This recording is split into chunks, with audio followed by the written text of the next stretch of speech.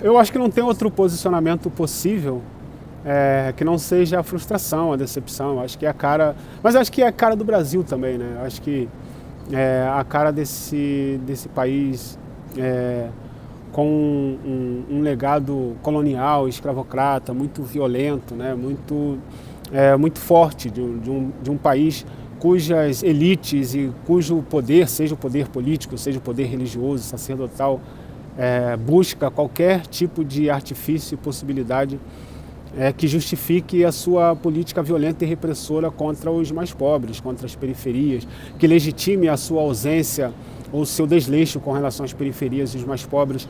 E a droga funciona muito bem nesse sentido, né? Então a política de guerra às drogas tirou amigos, né? Me tirou parceiros, né? de movimentos, de luta, prendeu outros. Não tem outra possibilidade de posicionamento com relação à política de drogas no Brasil, senão a frustração e a decepção ou o enfrentamento permanente para que a política como ela funciona hoje caia. Inclusive no aspecto religioso, né? Que isso é atravessado por uma negligência da possibilidade da liberdade, né? Que nós encontramos ou procuramos encontrar em Cristo. É uma negação sistemática da ação de misericórdia, né, de Jesus, de misericórdia com relação ao outro, misericórdia com relação aos mais pobres, misericórdia com relação aos encarcerados, misericórdia com aqueles que estão sofrendo. É uma completa negação de uma possibilidade de política que seja baseada na justiça, no amor, na misericórdia. Como assim Jesus nos ensinou e deixou como legado. Qualquer pessoa que defenda e que veja sentido na política de drogas como ela funciona no Brasil, é alguém que de alguma maneira legitima a forma violenta como o Estado brasileiro funciona. Então, não apenas como religioso, mas talvez principalmente como religioso, exatamente por acreditar num legado de misericórdia, num legado de segunda chance, num legado de opções livres, né? de escolha livre, de responsabilidade consigo, responsabilidade com o outro, talvez esse como um grande critério, responsabilidade de vida, responsabilidade de cuidado. Quer dizer, nada influenciado por Jesus é pautado na repressão e no controle. Tudo influenciado por Jesus é pautado na misericórdia, no amor e no cuidado. Se nós fôssemos capazes de trocar uma política que pense a partir do controle e da repressão para poder pensar a partir do cuidado, nós estaríamos em outro patamar com relação à política de drogas. Então não há outro posicionamento possível para um religioso sério que seja comprometido com o legado de Jesus, que não seja uma negação total a maneira como o Estado brasileiro escolhe, inclusive em muitos aspectos, nos momentos em que o país teve à frente políticas progressistas, né, governo progressista.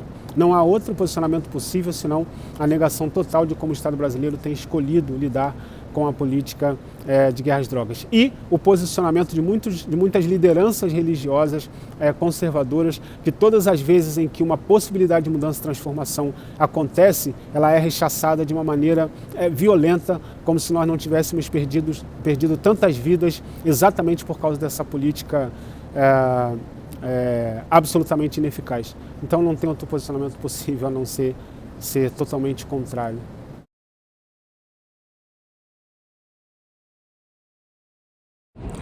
É difícil falar numa perspectiva geral do cristianismo, né? Minha religião é cristã, sou evangélico. É difícil falar numa perspectiva geral do cristianismo, porque a gente tem muitas divisões e perspectivas muito diferentes. Eu fui criado num contexto bastante pentecostal, e no contexto pentecostal a perspectiva sobre o uso de substância e o debate sobre a questão da política de drogas é muito criminalizador, ou com uma perspectiva muito inclinada para uma compreensão de pecado. A droga é um mal em si mesmo, né? Ela não é uma substância que pode ser usada e manipulada de diversas formas, que tem políticas em torno, mas como um mal em si mesmo. A droga está diretamente ligada a uma perspectiva demoníaca, inclusive as lícitas, como cigarro e o álcool. E você tem outras correntes ou outras denominações dentro do campo cristão, protestante, sobretudo, que não tem exatamente essa mesma perspectiva, não é nem uma posição individual, é uma posição até institucional mesmo, né, que tolera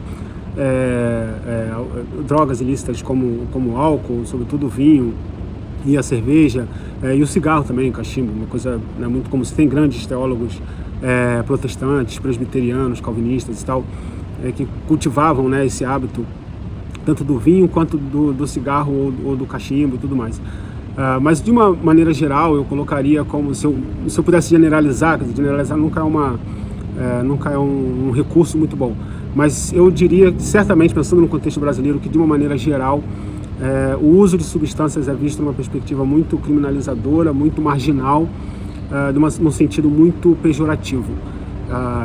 E com relação a refletir, né, na minha vida especificamente, particularmente, o impacto ele não é muito intenso, porque eu não faço uso mesmo, né? Nunca fiz questão de usar, quer dizer, tentei algumas vezes, sobretudo cigarro e tal, mas não gostei. Então, para mim particularmente, ele faz pouca ou nenhuma diferença.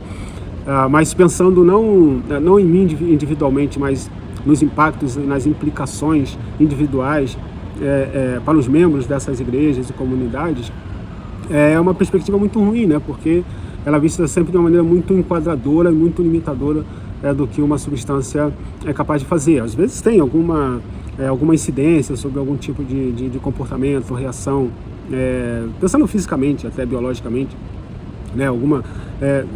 Se mistura com alguma comorbidade e tal, mas de uma maneira geral é vista como um mal em si mesmo, né? Então, quem faz algum tipo de uso, o impacto sobre a vida individual, para quem quer conciliar a vida cristã numa determinada denominação e o uso de substância, muitas vezes é absolutamente incompatível.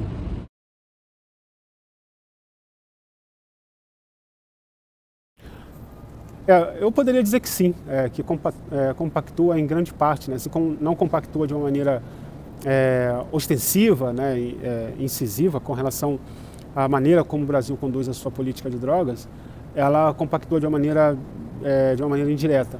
Mas eu posso dizer que, de uma maneira geral, a minha religião, pelo menos no Brasil, ela compactua significativamente com a maneira como o Brasil lida com sua política de drogas, e isso é muito difícil de ser mudado, né? Essa visão e essa perspectiva marginalizadora com relação ao uso de substâncias, ou o papel que as drogas têm, ou o estigma que as drogas têm, ele é muito forte, né? Durante muito tempo, durante alguns anos, eu fiz parte de um movimento que foi bastante interessante, né?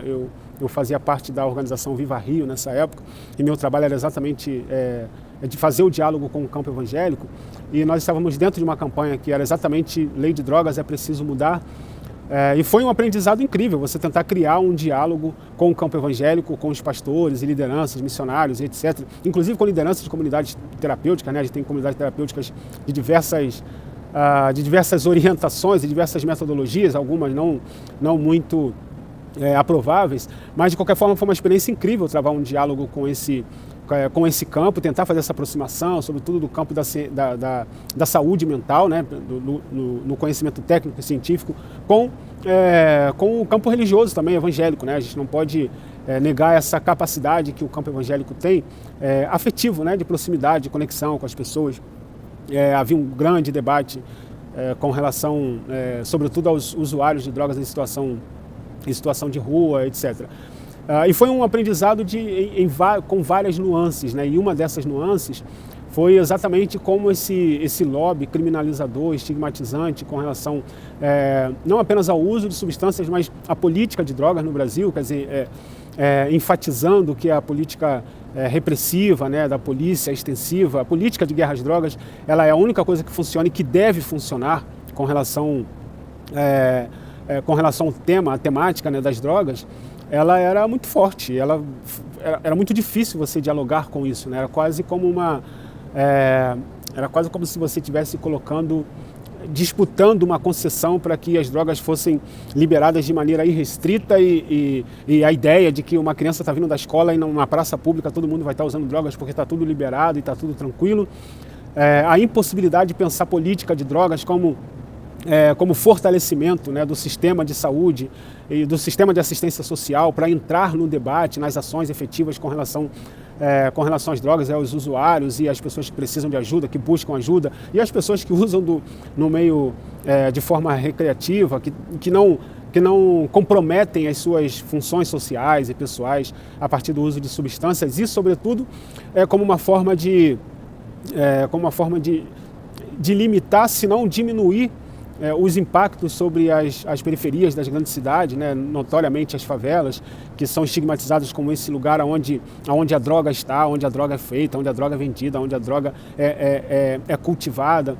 Então, era difícil, foi muito difícil se mobilizar dentro desse debate por causa desse estigma, e em grande parte isso tem uma adesão e a influência, né, do campo religioso, e em especial o campo cristão conservador, muito forte. E mesmo o campo cristão mais progressista, ou que tem uma perspectiva mais branda ou libertadora com relação a essa temática, ela não entra nesse debate, porque nós temos tantos dilemas que todo debate que você entra ele é muito desgastante. É como se você queimasse cartucho se desgastando com um debate, quando você poderia enfrentar o desgaste com um outro debate que talvez seja mais urgente. Eu até acho que é mesmo, né? Se pensar na própria questão da violência policial, que está muito além da política de guerra às drogas, que é atravessada por uma questão racial muito forte também. Então é um debate muito difícil, e o campo religioso tem uma influência muito forte. É óbvio que se nós tivéssemos lideranças religiosas, cristãs no meu campo, né, no meu caso, reivindicando uma política diferente, uma ação diferente, nós já teríamos mudado isso há muito tempo, porque a influência é muito grande, a influência é muito forte. Tornar o assunto familiar, corriqueiro, né, nos sermões, dentro de casa, nas famílias, nós estaríamos muito mais perto dessa vitória. Mas a influência do campo religioso é exatamente no contrário, né? Exatamente no sentido de influenciar e de fortalecer a escolha do Estado brasileiro de fazer com que a única política que aconteça, independente de funcionar ou não, seja a política da repressão violenta ao uso de substâncias, ao uso de drogas.